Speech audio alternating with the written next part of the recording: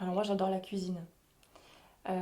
C'est quelque chose que je fais juste comme ça, hein, pour mes amis, pour ma famille. Mais c'est vrai que j'aime découvrir plein de choses. Et depuis que je suis végétarienne, justement, j'ai dû m'intéresser à d'autres façons de préparer des plats.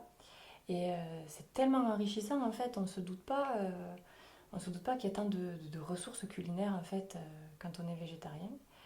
Moi je partais un petit peu avec des a priori à la base, hein. Je me disais je vais juste manger des légumes, puis des pâtes, enfin, ça va être un petit peu rébarbatif.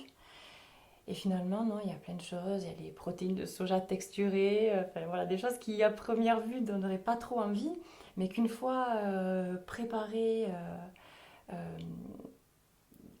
avec, oui, avec amour on va dire, ça donne des plats qui sont juste époustouflants.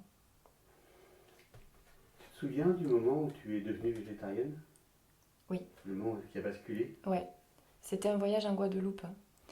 Je suis partie là-bas, j'ai nagé avec les poissons, au milieu des coraux, avec les tortues. Et là, je me suis dit, mais en fait, Pauline, t'es pas du tout au-dessus d'une pyramide alimentaire. Pas du tout. Tu fais partie d'un tout, en fait. Et vu que tu fais partie d'un tout, il n'y a pas de hiérarchie et tu peux pas continuer à manger des êtres vivants qui, eux aussi, ont envie de poursuivre leur vie, d'être heureux, à leur manière, hein, puisque forcément, je pense pas que les niveaux de conscience soient les mêmes entre les humains et les animaux, quels qu'ils soient. Mais ça a commencé vraiment à me travailler à ce moment-là. Et du coup, je suis devenue végétarienne, je crois, 8 ou 9 mois après.